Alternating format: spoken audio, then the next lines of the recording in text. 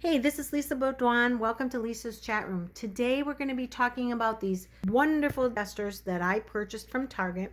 These are called Made by Design. I don't know if you can see that really well, but that's what they're called. I found them at Target. So before I begin though, I have to tell you that I'm not an expert. And so what I share with you is based on my own opinion and then also too on the research I've done. What I suggest you do is research it yourself, because anything I share with you, you must do at your own risk and peril.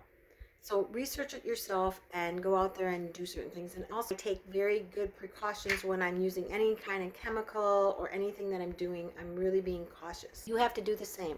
So here with these dusters, not much can go wrong with these dusters. These are amazing. I've got the handheld one and I've got the extendable. It's really easy. You just twist this and it extends out. You twist it and it goes back in. So, and it's rather larger handle than this one, but they're wonderful. They also have this great hanger, which I have. Some of the hangers I have are a little bit bigger. So this is awesome that they've got that. And this one has a button so you can angle that dust head however you need to. What I love most about this is they each have a little snap where this dust head comes off so you can wash it. I have never had a duster that could do that. So I'm elated about this because of my allergies. If you want to understand more about that, just go out and watch my videos. I'll put the link for the first video on that in the description below. Basically what I've done is I've made it where I'm reducing the level of exposure. Even if I bring it into my house, which I bring it in through new clothing or laundry detergents or other people, like maybe my family or friends or even the mail person who's bringing stuff to me, or even the mail or the packages that I get. So I kind of treat the formaldehyde just like you would treat COVID-19 or any kind of virus. It's the same thing for me because it causes horrible reactions. So what I've done is, first of all, I've created a plan for every room. I've decluttered. And what I did was, originally I looked at the room and said, how long does this room take me to clean from top to bottom? Every single nook and cranny.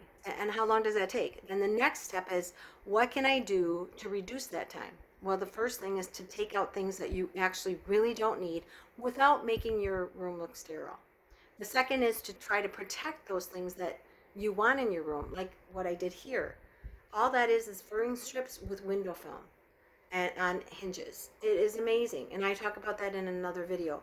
And then the bottom is basketry. But what that does is, if chemicals do get into my house, they're not going to get in there, not very well. Just like the ceramic tile is butted against the wall.